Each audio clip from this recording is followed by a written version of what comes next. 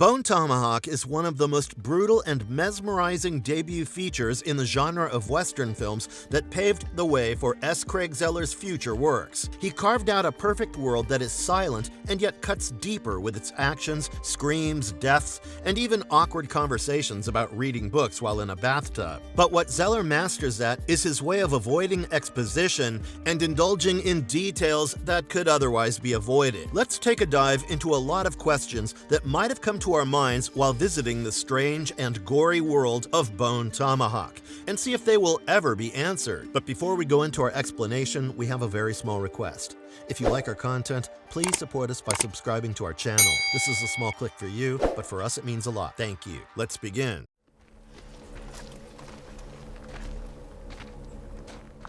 Was Chorys' rambling wisdom just eccentricity, or a quiet understanding of the horror they were walking into? Chorys might have felt like a comic relief character most of the time in the film, but there are moments where it almost feels as if there's something a lot more enigmatic about him. Richard Jenkins completely disappears into the role as someone who goes into a rambling speech to lighten the mood in moments of absolutely grim surroundings. Many viewers felt that the character seemed to have a thought process almost on the borderline of lunacy, but then again, it could have just been an individual trying to keep everyone sane when things didn't feel normal. Actor Richard Jenkins said about the bizarre interactions between Sheriff Hunt and Deputy Chorys, "I just thought, man, are you kidding me?" At that point, when they're in the cave, most writers would just write to the plot. You know, let's get them, let's kill them, let's do this. How are they coming at us? But right in the middle of this, Craig writes this scene about, were these real fleas? Were they alive or dead? I just thought, oh my god, nobody does this. The same with the scene where they talk about reading a book in the bathtub. What that does is,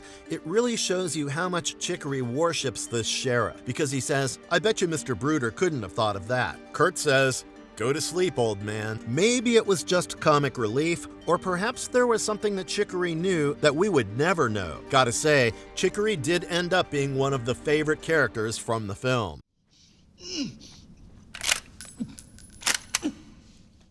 What exactly happened to Sheriff Hunt after the others escaped?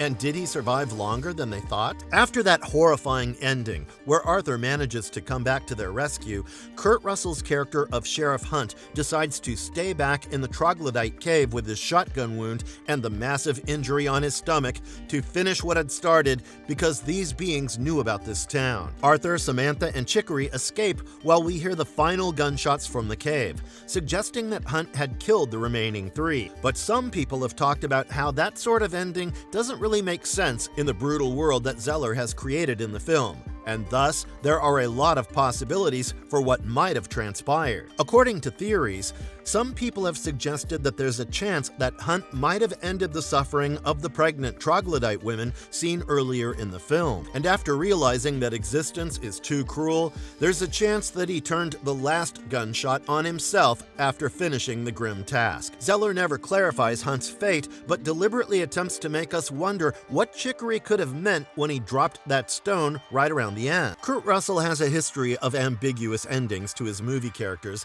because of the famous R.G. McCready from The Thing, where we really never understood what happened.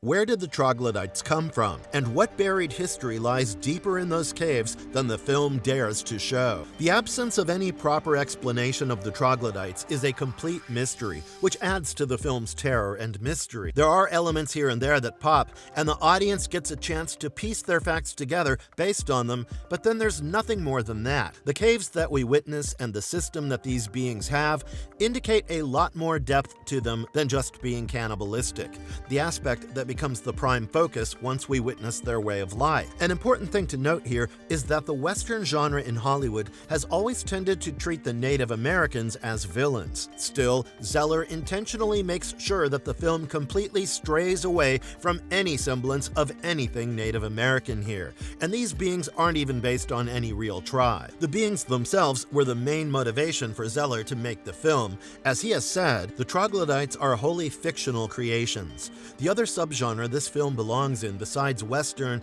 and certainly a lot of people would say horror, is lost race fiction. That kind of fiction really appeals to me. The idea of going out and finding something brand new, and the idea of doing a Western where people come across a race of people that are unique to this movie. That's really appealing to me. From that aspect on, the rules of their society and how they interact with one another, how they communicate, reproduction, all that sort of stuff I thought out.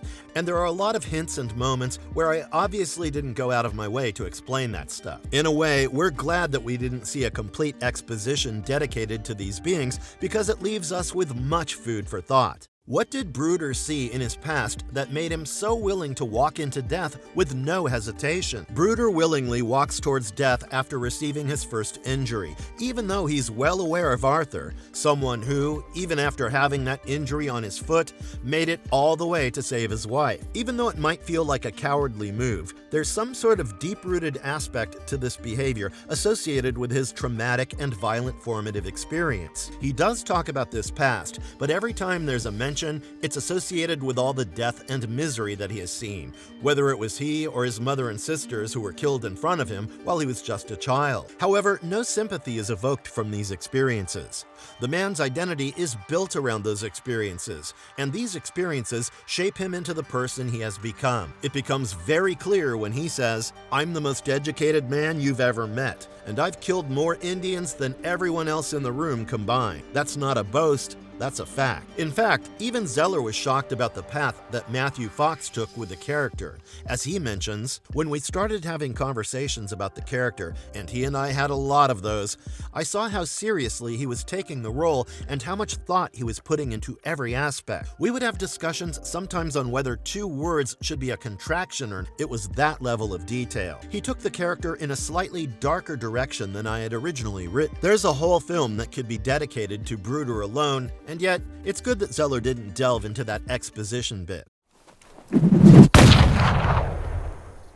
Why is there so little music in Bone Tomahawk? Nowadays, movies use music extensively to deliver certain scenes. Still, in the case of Zahler, he deliberately minimalized the music for Bone Tomahawk to make it feel more authentic and thus stray away from manipulating the audience's reactions to the scenes at play. But from the very beginning, it feels like some trouble to get the music going as Brutder tries to lighten the mood by paying the piano man to play something. Director explained, if the emotional content is in the scene, then it shouldn't require music to coax emotions from the audience. If the emotional content isn't in the scene, then the filmmakers shouldn't force the idea into the skulls of the viewers with music. For years, I've had ongoing debates about the cliches of movie music with my friends, including my co-composer Jeff Harriott, who's a tenured music professor and my partner in the band Realm Builder. And I wanted Bone Tomahawk to have very little music and really focus in on the performers and the details of the world,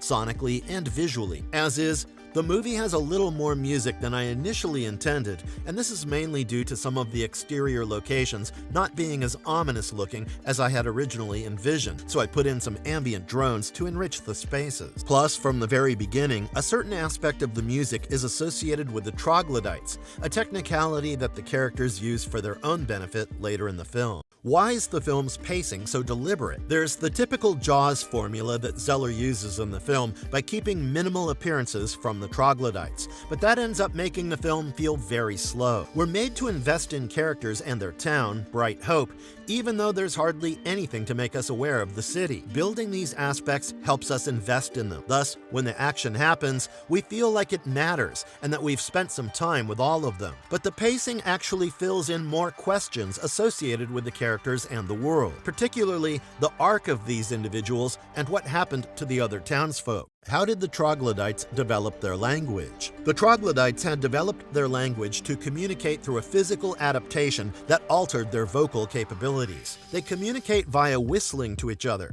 which appears to be the direct result of some sort of surgical element associated with their larynx. The whistling acts like a means of communication that becomes quite obvious immediately, but at the same time, it adds to the eerie aspect of the hostile environment. It's an interesting choice that doesn't appear to be random because because it's an evolved form of communication entirely based on anatomical changes. But then, other elements also seem to be mutations, including the fact that Arthur had to shoot one of these beings multiple times before he could kill it. Does that mean that they are unnatural beings resulting from years of inbreeding, or some completely different species? Could the burial ground hold more meaning than just being a typical burial ground?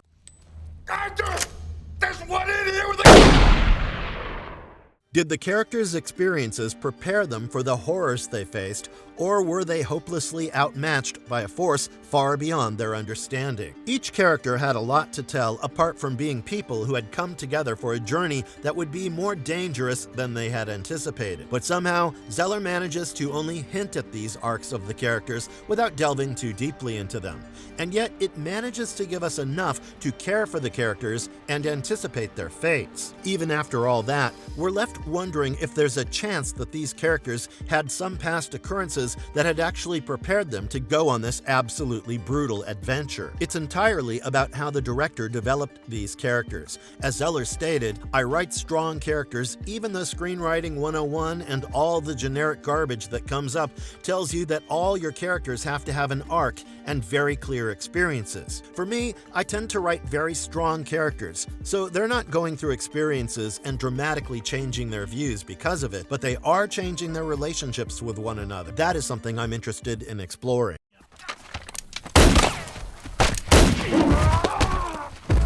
What role did the cave and its ominous interior play in shaping the troglodytes' way of life? And what ancient horrors still lurk within its depth? The troglodytes in Bone Tomahawk managed to create an entire system of living based entirely on the cave, and it was an integral part of their survival while becoming a symbol of their brutal way of life. It somehow lends an insight into a reflection of their isolation and savagery. As the ominous interior, the cave actually manages to mirror the troglodytes' inbred and cannibalistic nature. There's a chance that there's more horror than we might have expected engraved deeper in the cave, associated with the ancient horrors that persist with the tribe and their unbroken lineage of violence. Every major aspect of their lives happened in complete isolation, and thus we're made to wonder what else the cave might have deeper inside it, and what other aspects of the lives of these troglodytes must exist. What unspoken rules or cultural taboos might influence the troglodytes' choices about who they take captive